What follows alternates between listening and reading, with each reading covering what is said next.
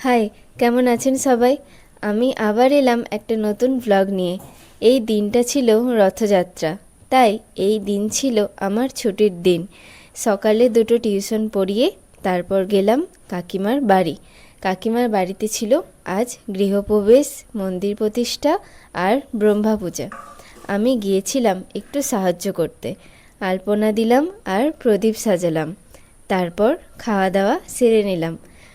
মুড়ি, আলুর দম আর মিষ্টি। এদিকে হচ্ছিল ছাদে পুজোর আয়োজন, আর এইদিকে কাকা কাকিমা পুজোয় বসেও গেছে।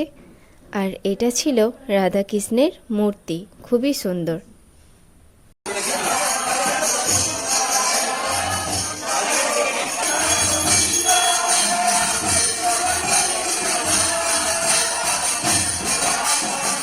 তারপর এলাম মিমিমিতের রথ সাজাতে একটু, কারণ বিকেলে বেরোবে রথ আমাদের।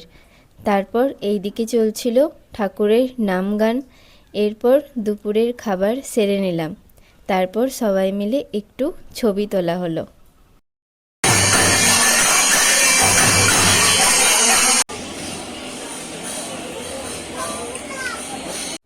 এইখানে মা কাকিমায়েরা সবাই মিলে দাঁড়িয়েছিল। আমি একটু ছবি তুলে নিলাম সবার একসাথে।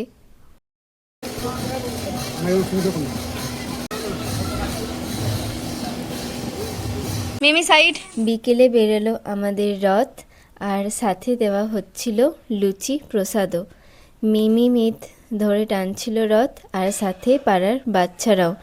আমিও রেডি হয়ে গেছি, আর এই দিকে কাকিমা পশুকে নিয়ে একটু খেলছিল, আর আমি রথের দড়ি নিয়ে একটু টানলাম। এইদিকে অন্য পাড়ার বাচ্চারাও এসেছিল তাদের রথ নিয়ে।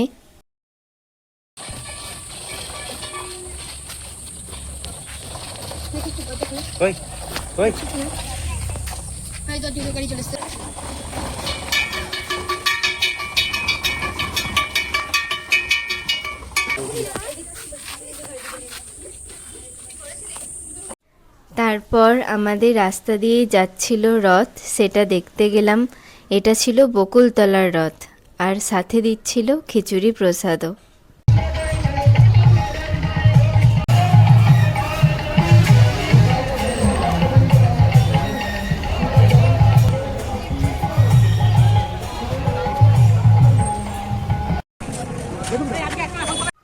তারপর গেলাম আমাদের পুরনো হাটের রথ দেখতে।